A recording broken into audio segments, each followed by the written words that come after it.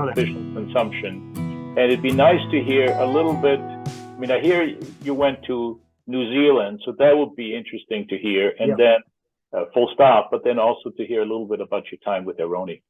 Yes. So how did you end up going to New Zealand? What was the trigger for that? The main trigger was very simple. We wanted to be in Aironi's environment, one of us to be with Aironi in his environment, see his current living situation, understand his situation in a way that you can only do by being there, really. Yeah. Oh, so it wasn't a community visit, or no, trigger? No, it was 7th of the word cost. We paid the bills. So it wasn't at all triggered by any sort of the spirit request or something like that. And I would, so it was triggered by the fact that going to see Aironi. Yeah, okay. I thought you connected with some of the Filipinos, no?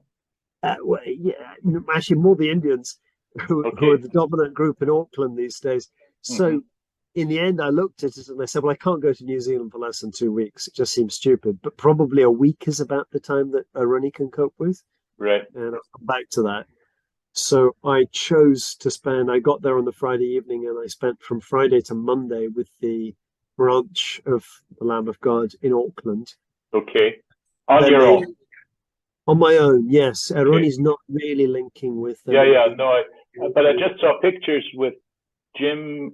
Well, that's okay. And that's where it went. So I set that up, and then they said, "Oh, it turns out that our UCO/YPO group, which of course they call youth, has Mon running a weekend for them."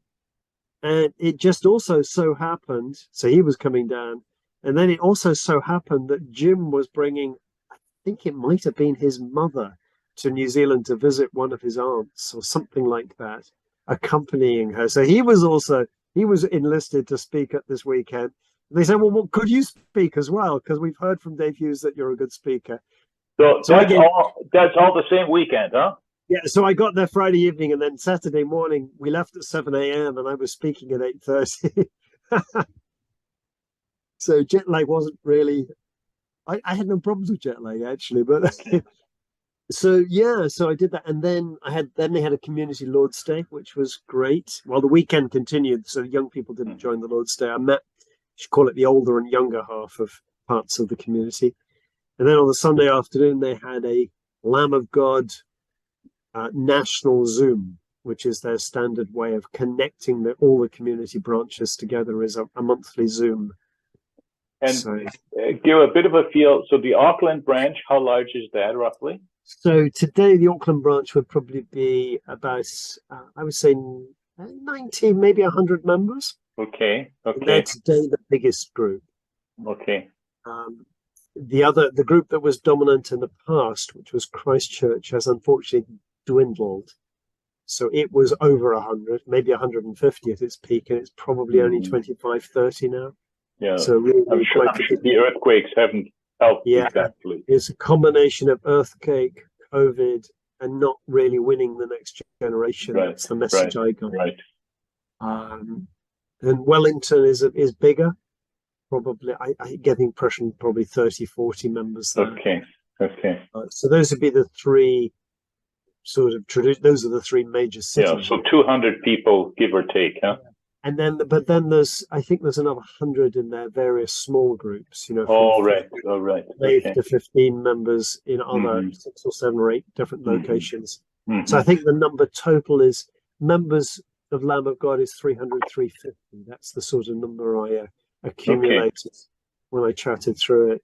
Really good to connect with them. Auckland was pretty much all Indian, maybe 10%.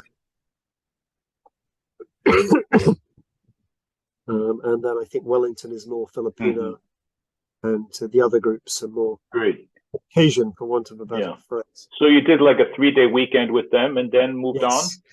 Then I hired a car, drove up to Aironi, got there in the evening, and it was very wet. It was just a very wet week. Oh, it's getting to be winter. Yeah, really. It's, of course, the equivalent of their November. I was there because I was there with Aironi for the first 8 days. Well, I was there the first 2 weeks of May, really. Yeah, that's the first 2 weeks of November equivalent. It is the beginning of their wet season. Yeah, We had because period. I zoomed with him last week and he was wearing a stocking cap. Yeah.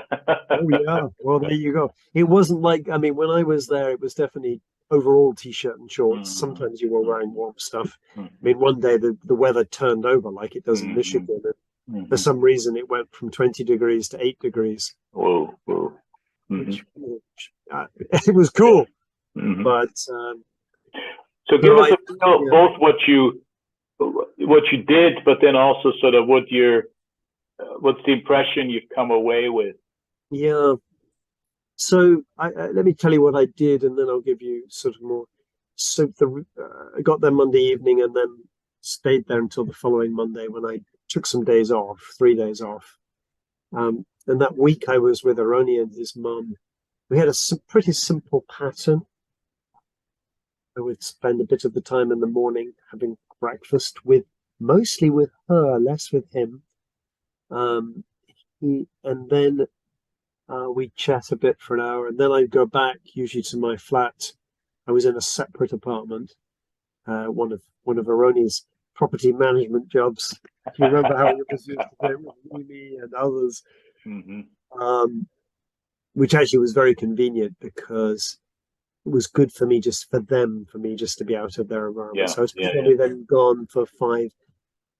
I do probably 3-4 hours work a day, just normal London work. And then I might take a couple of hours out to go for a walk, climb a hill. And then I'd come back late afternoon and chat with them a bit, have dinner with them. And then we nearly always watch a film in the evening. Probably, I think it was the beginning of March, he had what he calls his near drowning experience. He told me, but recount it for the sake of the brothers. Yeah. So he, early March is early September. So it's a lovely time to be out. The water will be 23, 24 degrees probably. It's still very sunny. So it's lovely to be on the beach. Ronnie gets out to the beach once a week if he can. That's his kind of day off, getting out. But he was on a pretty deserted beach, of which northern New Zealand has loads because it's got loads of beaches and not that many people. And he essentially got out beyond the waves, which can be very heavy, and could not get back in.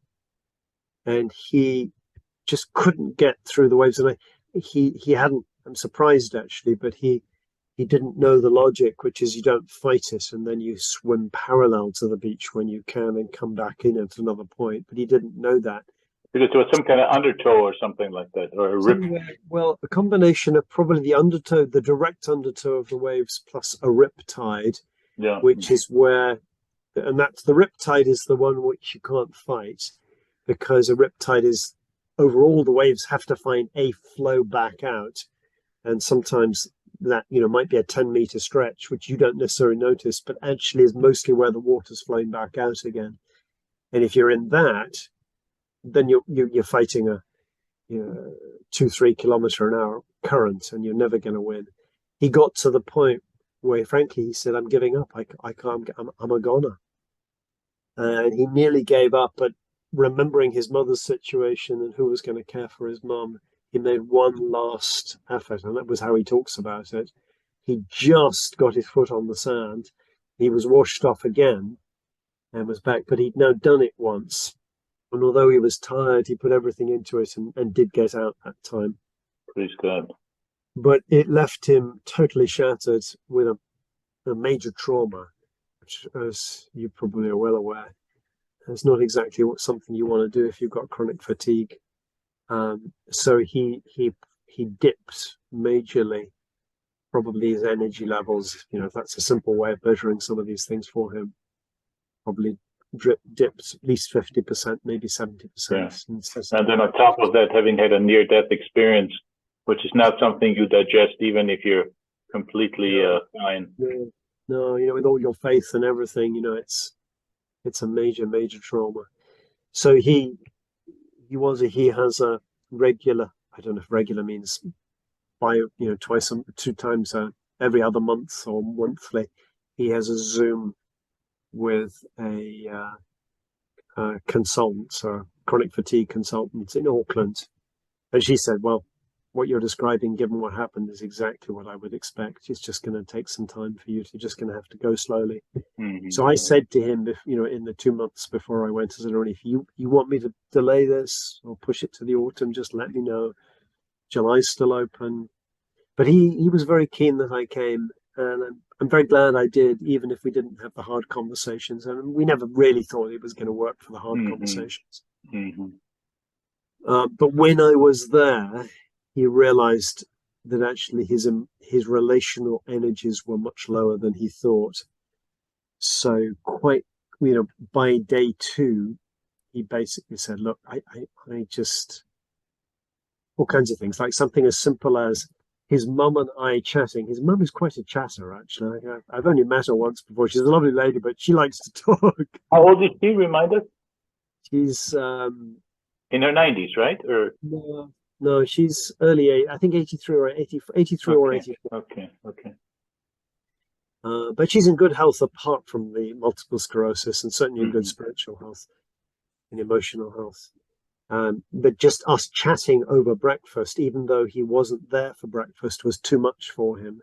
Even if he was just in the background, did occur to me he could have shut the door, but he chose not to do that, and he actually proposed that we watched David Attenborough films during breakfast, which we did, because he couldn't cope with us having a conversation. Interesting. Which is, for those who don't understand how these things can work, which is hard for everybody, to be honest, and even him, it's hard to understand. But I've been walking with him, following him for the last 6-7 years, and I just said, okay, this is just the way it works. We need to get used to that. Mm-hmm. Yeah, so I think he's living a good life. He has, I don't know if he told you this, I wouldn't know, but some years ago, I encouraged him to get a New Zealand passport because he could, and because if he didn't, he'd have to leave New Zealand every 6 months. Oh my gosh. So just with his British and Fijian, we'd have to find, and we're so glad he didn't. We got it for him. But the twist on the tail is now he's, fully New Zealand citizen. He's now in their social services, social care, so they pay most of his costs. Oh, okay. Which, from a certain to the word perspective, we weren't looking for that. But from his perspective, one of his challenges is he needs to feel free. And it's not free from our life exactly. It's just not under any pressure. Once that was clear, so almost all of his costs not coming back to the UK and lights like that. Right. Mm-hmm. The day-to-day costs are covered there, and it's not exactly.